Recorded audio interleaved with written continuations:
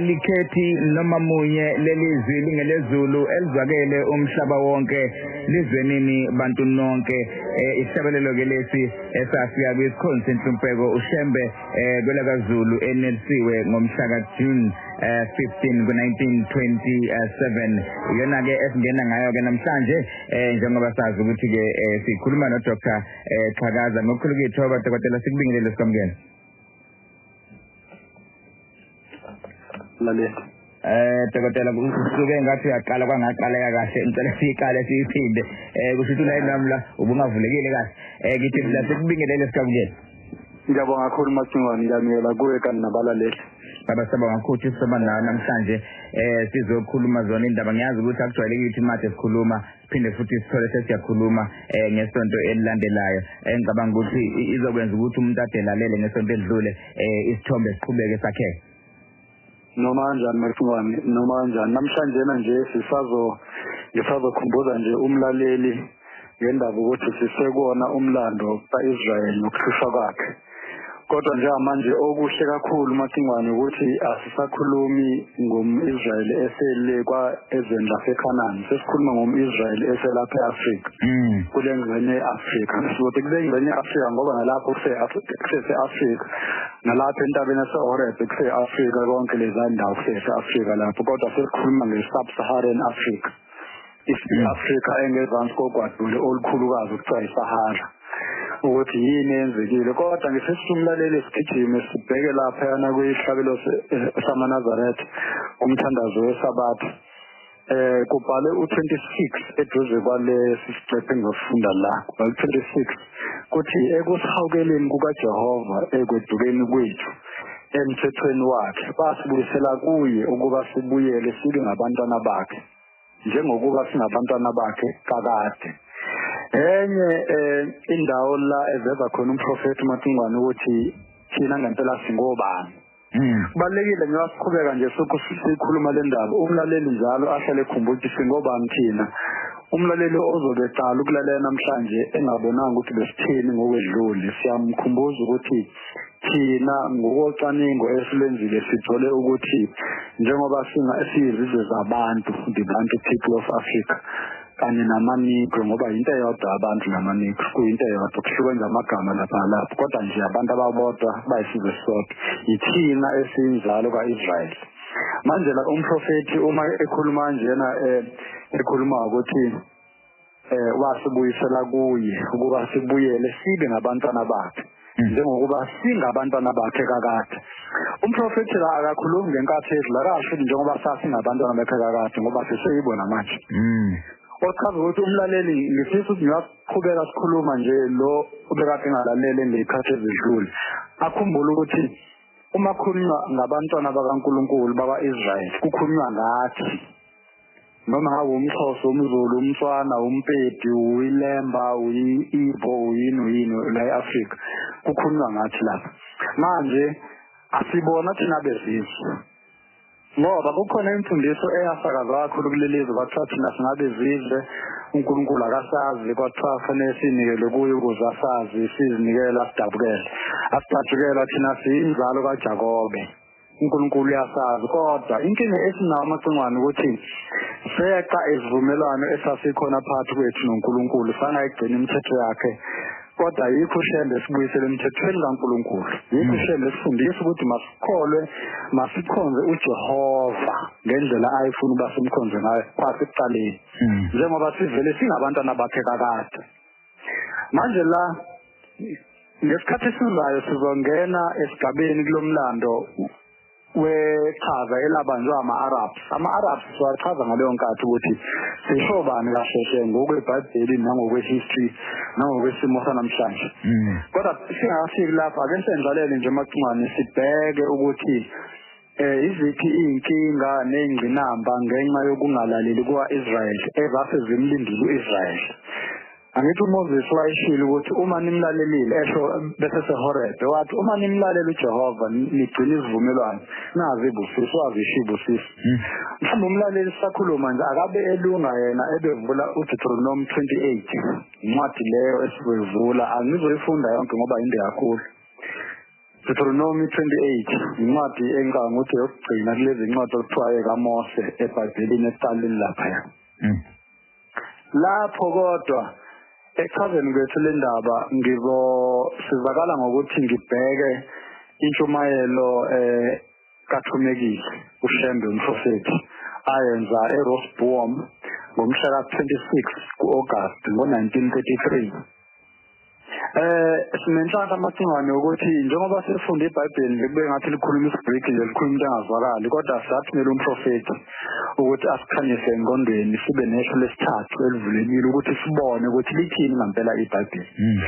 Ikakhulukazi macingwane sifocusa thina la uNkulunkulu ekhuluma khona kithi bantwana bakwa-Israyeli ekhuluma ngomprofeti. Siyakholelwa kakhulu ekutheni izinto ezibalulekile ilezo ezikhulunywe uNkulunkulu uqobo lwakhe ezikhuluma ngomprofeti nangengelosi yakhuluma-ke kodwa la sisabheka ngomprofeti ngoba ngenzela ukuthi umlaleli axwaye ukuthi zikhona izinto eziningi esezikhulunywe emhlabeni okuthiwa zivela uNkulunkulu kodwa mawuthi alandela ungatholi ukuthi muphi lo mprofeti wakhuluma lokho na. Kodwa lana sinomprofeti kaNkulunkulu uShembe bangamthika abanye bathi ayena umprofeti kaNkulunkulu bathi wayehlanyela nje ngoba kuye kushiwo kanjalo kodwa thina sinesiqiniseko sokuthi wayengahlanye wayethunyiwe. Sinesiqiniseko futhi sokuthi manje uShembe ongumoya osezulwini njengamanje akekho la enathi. Kule ntshumayelo kamacingwane uyakhuluma la uThumekile. Ngeshwa ngithole iversion esingika lentshumayela ngazi ukuthi esiZulu idebate kodwa into ebalekile uxwayisa thina ukuthi singakhonzi izitha zethu. Uthi fundani nizwe kahle sizwe nina sizwe sakithi. Uthi ningakhonzi izitha zenu. Ukukhonza izitha zethu macingwane kuyingozi enkulu ebulele ama-Israyeli anamhlanje. Ngiyaphila nje ngoba uIsrael akapheli. uIsrael akapheli ngoba kuprofethiwe ngaye ukuthi kokwenzakalani. Khona isikhathi la okwenzeka zonke lezi zinto uNkulunkulu akhuluma ngazo. uIsrael ngeke aqedwe izitha ohlale khona noma zingazama ukumhlasela. Kodwa uthi umprofeti ningazikhonzi izitha zenu. Usho nje kanje. Akasho nokuthi ningakhonzi oNkulunkulu bezitha zenu. Uthi ningazikhonzi izitha zenu. Ngifisa ukuthi umlaleli acacele kahle la ukuthi umprofeti ukhuluma uyaqondisa ngqo. Uthi nithi niyakhumbula yena ukuthi uJehova wakhuluma wathi uyolanda isizwe esisuka kude esisuka ekupheleni komhlaba wasethi engeke nize nilwazi ulimi lwaso na. Niyakhumbula yini kusho umprofeti? Kusho umprofeti wakithi asikhulumi manje ngoseBhayibhelini oIsaya abadala bakudala sisho umprofeti thina ohambe emhlabeni ngo-1935 ehamba khona la kwelakithi. Kodwa masibheka lapha kuDuteronomy 28 uverse 48 macingwane. Yacaca laphana uthi lapho uNkulunkulu uthi ngakho-ke ekulambeni kwenu nasekomeni kwenu nasebunqunwini benu noba mpofu kakhulu. Uthi niyokhonza izitha zenu. Ngamanye amazwi, you will serve the enemies the Lord sends against you. uJehova azithumela kini ukuthi zinigcilaze niyozikhonza lezo zitha. Usethi-ke uyobeka ijoka lensimbi ezintanyeni zenu nize niqedwe impela. Yini namacingwane?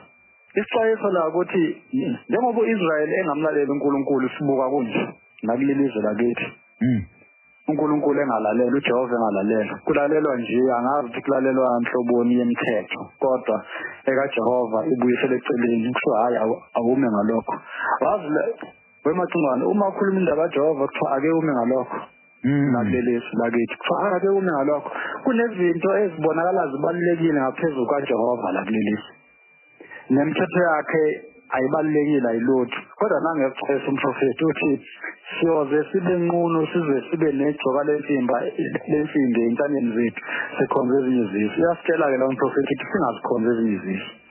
Ukuze singazikhonzi kodwa komele sibuyele kuJehova ngeke siye kuzikhonza singabuyeli kuJehova ngoba umuntu omIsrael uyathanda ukukhonza into uma engakhonza uJehova khona into azoyikhonza yabo uthi ke umprofeti meqhubeka kule ntshumayelo yakhe uthi ke uJehova washo wathi uyoqeda izinkomo zenu aqede izimvu zenu nize ningabi nambila kuze kuphele konke nasemasimini kusho umprofeti ukhumbuza abantu sikhuluma la ngumprofeti wayengayile esikoleni macingwane wayengazange abone uthisha azi ukuthi kufundwa kanjani kodwa ukhuluma ngqo into ebhalwe phansi elotshwe phansi ngoba umprofeti kaNkuluNkulu ukukhanyiselwa uNkulunkulu akazange ayifunde lento esikoleni lapha na uma umlaleli ezobheka kuverse 51 lapha na kuverse 51 uthi izithu mabe sesikileke ziyofika zidle konke nikutshale emasimini konke nikutshalile enikutshale emasimini enu kuze kuphele konke uthi ke bayonishiya ningena kudla usanhlamvana ningena wayini ningena amafutha umnqumo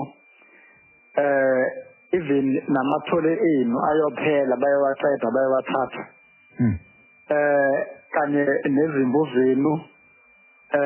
kanye nakho konke enifuyileyo kuyoqedwa lesi sizwe esikhuluma olimi endalwazi ngesikhathi abantu bakwaIsrael baba sebelapha kulelizwe kulenzanye eAfrika babengazi English ayikho umuntu wazi English kodwa abantu abathatha labantu esithi abamanigri babayisa ko-America nako-UK nakwezinye iqhingi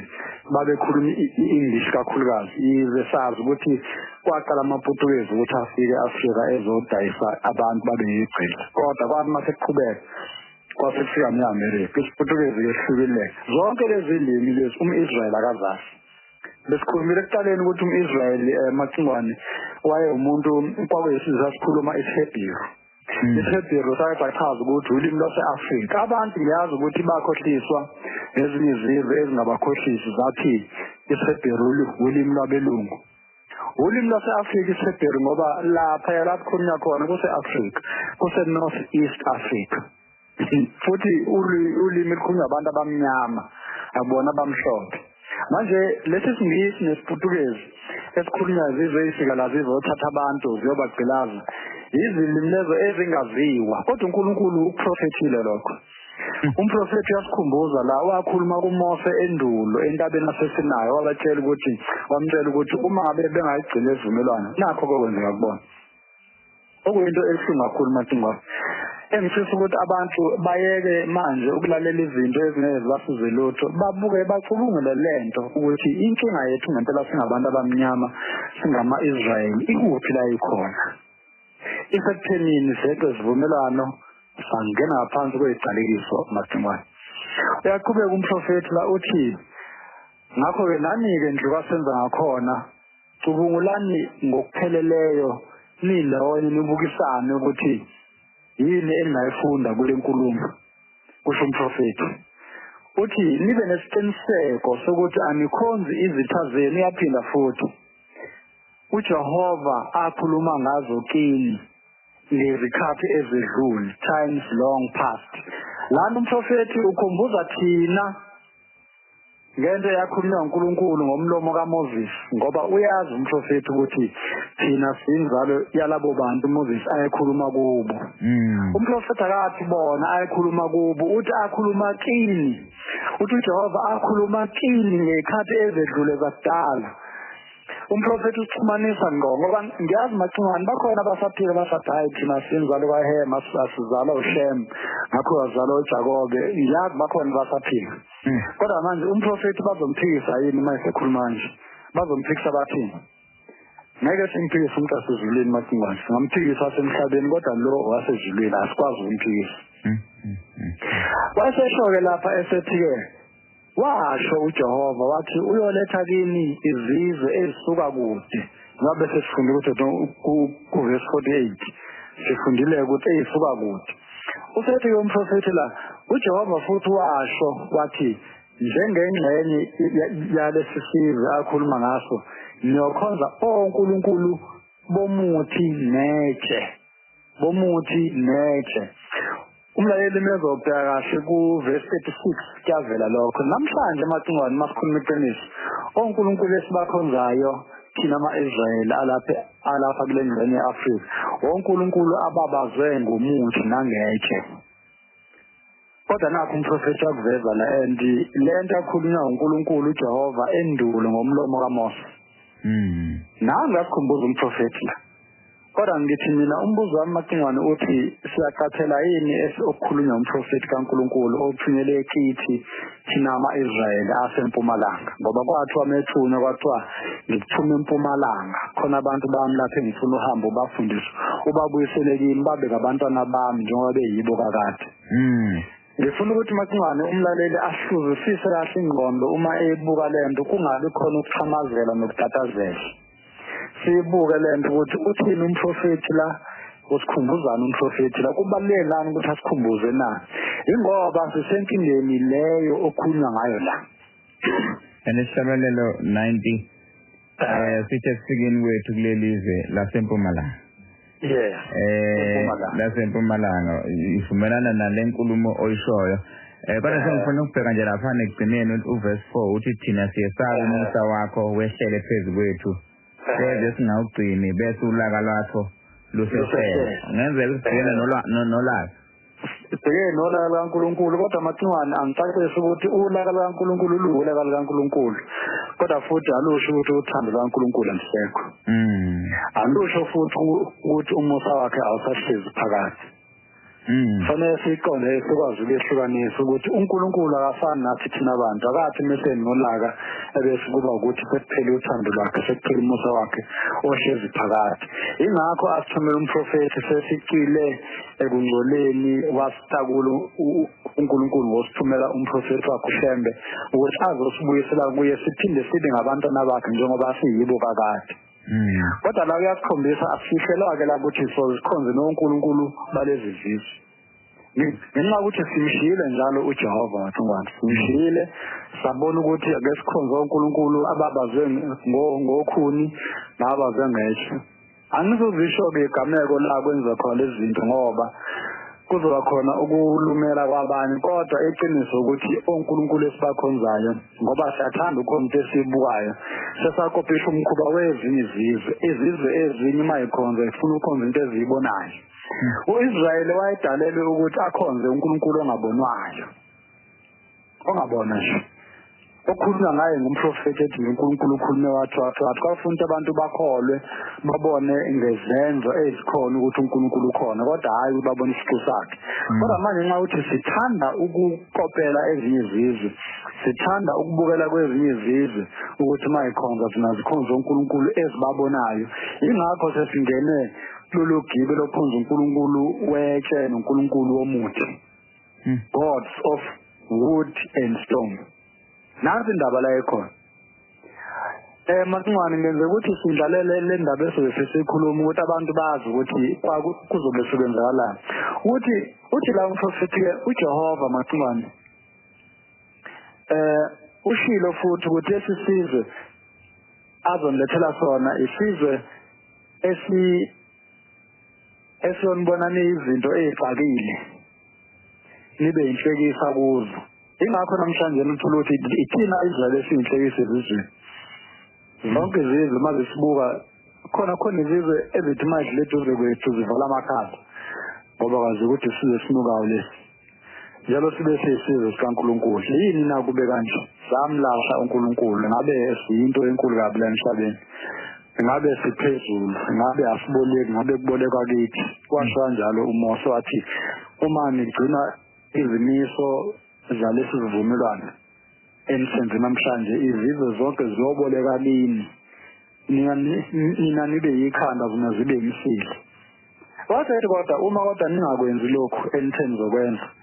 nice sivumelwano niyoba ngumsila kuzona zonke izizwe khona emhlabeni niyoboleka nina kulezi zizwe noshaya niboleka niyoba inhlekisa ngamnamazi by word igama elinhlekisa ngakho-ke masingani mhlawumbe ake siyibambe la ngoba senzela ukuthi siyincenge kahle kuzothi uma sefika isikhathi ukuthi sikhulume ngama-Arabs namaPortuguese. Umlaleli oke sazi ukuthi yini le esikhuluma ngayo izelaphi iqhamukaphi. Mhlambe sibambe la macingwane. Hayi sithi lokuhlupheka ongaka esibhekene nakho. Khona silahle khona. Hayi ukuthi khona thina siyazi silahle macingwane. La silahle khona thina sephambili siyazi ukuthi khona isigcele siyithi sihola amakinati thina siphile impilo enzima izizwe zakhe izinhle ezinkulu zihambe ngemoto ezinkulu ezinzizwe thina sibe umsila bona babe izinhloko ingakho kunje macingwane phile lokushaya isonto umlaleli akacaphela ukuthi indlela esihamba ngayo isihambisa isifike sakhe uma ngabe sihambela kude noJehova macingwane hayi baba siyabonga kakhulu Dr. Qhakaza amazwi siphawana namhlanje ngicabanga ukuthi kuningi kakhulu abantu abafundile nokuqonda nje ukuhlanganisa isihlabelelo neminye imibhalo ukuqonda izinto ezibhaliwe ukuqonda uNkulunkulu efunani ngathi nokuthi iziphi izinto esingazenza ukubuyela ngoba uthi uShembe wasibuyisele kuye kwedukeni kwethu ngalamazwi baba futhi uShembe sinabantwana bakhe kakade akashi sasiyibo uthi siseyibo kakade kodwa manje simphoqile uJehova kwenza imithi namatshe Kulungile Dr. Ngiyabonga kakhulu. Siyabonga kakhulu baba, siyabonga kakhulu macingwane. Alright, sibonga kakhulu ukusakazeni Khosi FM. Libongeni izingelosi leli igama lakhe lifanele ukubongwa yimina abahleli ngunaphakade abadingayo nabasweli leli igama lakhe litha ilizwi woza impela lithi ilizwi wozanini ngizophiwa ngomusa wakhe.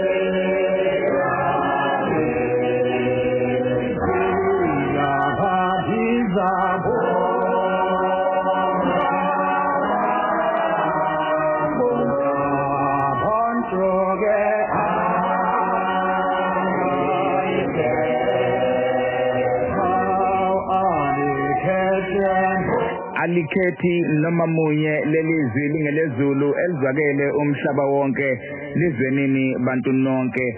isihlabelelo ke lesi esafika kwisikhozi senhlupheko uShembe kwelakaZulu enelisiwe ngomhla kaJune 15 ku1927 iyona ke esingena ngayo ke namhlanje